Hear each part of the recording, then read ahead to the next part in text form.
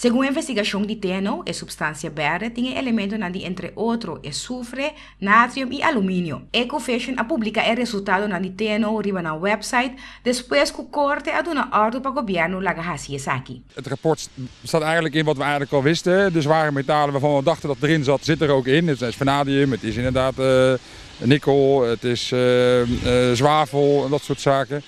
En wat ze nu zeggen, en dat klopt eigenlijk natuurlijk ook al, van ja, we moeten nu eigenlijk weten wat de verbindingen zijn om echt te kunnen vaststellen hoe schadelijk de stof is. Dat het schadelijk is, dat staat eigenlijk wel als een paal boven water. Dat was vroeger ook zo in 2004 toen dezelfde stof onderzocht werd.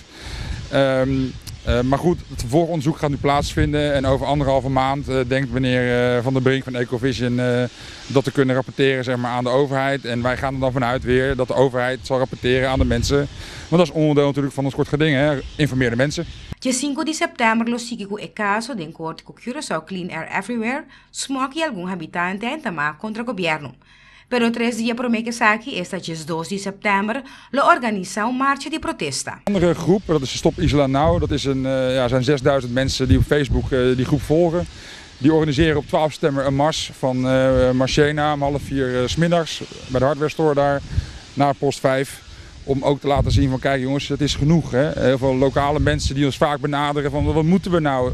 Hè? Er zijn ook mensen bij die zeggen ja, zolang de overheid niet zegt dat het schadelijk is, zal het wel meevallen. Het valt niet mee. De overheid zegt het gewoon niet. En dat is het punt. We kunnen laten zien, zeg maar, als bevolking van als die er staat is prima, maar hou je aan de normen en zorg ervoor dat die giftige zooi niet over de mensen uitgestort wordt. En dat is eigenlijk wat de MAS zegt.